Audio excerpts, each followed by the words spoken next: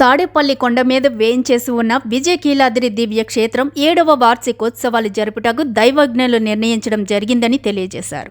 నిన్న ఉదయం 10 గంటలకు గాంధీనగర్ ప్రెస్ క్లబ్ విలేకరుల సమావేశంలో శ్రీ అహోబిల చిన్న జిఆర్ స్వామి మాట్లాడుతూ విజయవాడ సమీపంలో గల తాడేపల్లి కొండ మీద వేయించేసి ఉన్న విజయకీలాద్రి దివ్య క్షేత్రం 7వ వార్షికోత్సవాలు 13వ తేదీ ఉదయం 8 గంటలకు ఉత్సవారంభ స్నాపనముతో ఈ కార్యక్రమం మొదలవుతుందని తెలియజేశారు.